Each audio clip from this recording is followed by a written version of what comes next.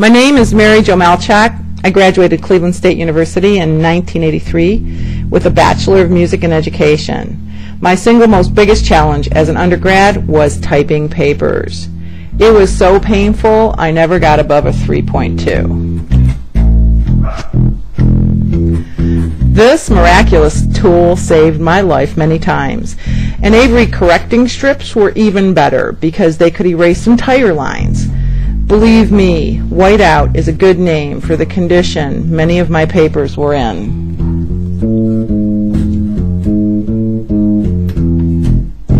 Couldn't find a job after graduation, so I took a job in the CSU Computer Lab, College of Education. This was my phone on my desk there.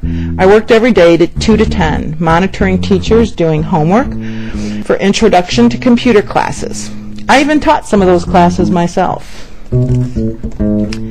I learned and taught BASIC, Logo, Pascal languages, introduction to educational software, and word processing. Now that was life-changing. I even got through grad school in a year and a half with an average of 4.0. This is the exact computer I was so thrilled to buy in 1984 for $700, similar to the ones in the CSU Computer Lab. We felt this was high-tech because the floppy disks were mini. When I had the tedious job of upgrading all the computers in the lab from 64K to 128K, whew! The idea that someone put an iPod into my hand a couple months ago is thrilling and exciting for me. The touchscreen technology I find phenomenal. I've had such a fun time with it. I don't want to give it back. This is my first Apple product in 27 years. The first thing I noticed about the iPod is the incredibly good camera, much better than the Canon display model I bought from Sears back in May. I took a bazillion pictures of the Grand Canyon. This is the best one. The canyon pictures were fun, but family pictures really hooked me.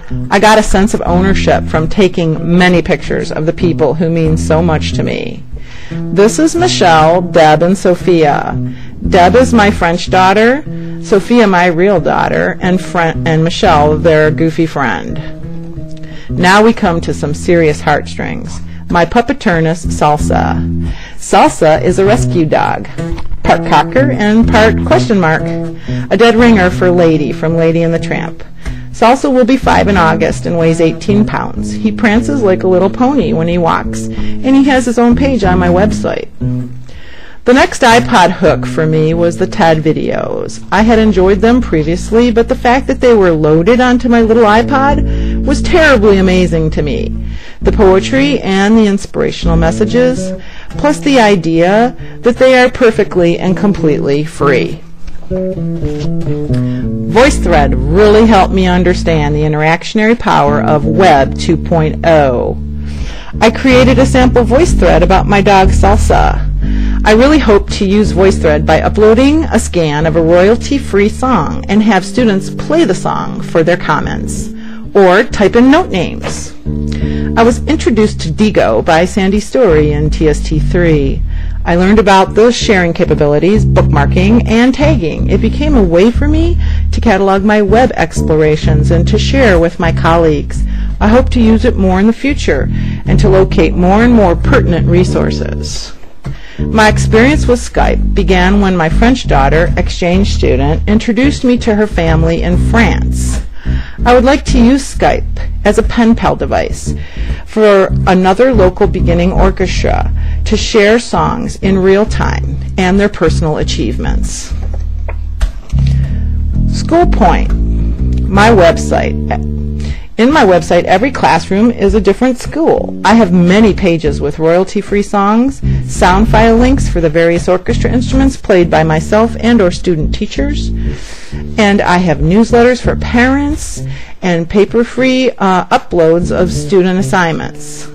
My friend told me Moodle is too hard of a class for me to learn, but I would like to try anyway because I think it would be better than my website. I could post pictures, scan assignments in to show student work, and upload other projects. It would be password secure, and I wouldn't have the protocol concerns.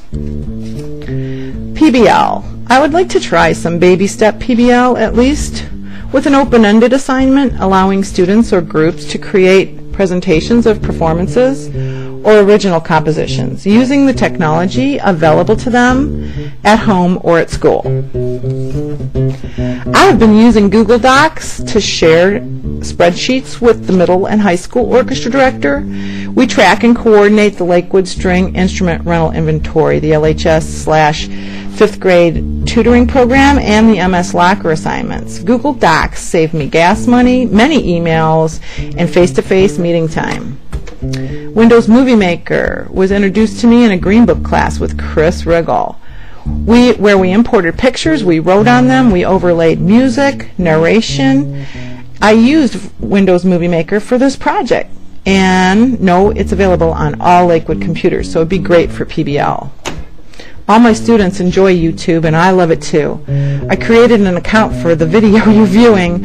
I think SchoolTube is great also, as well as a filtered for school YouTube that Japanse is currently working on. It's easy, free access to music is its biggest advantage. My biggest lesson from 20th Century Tools is try it. It's probably not that hard, and if you run into problems, just ask.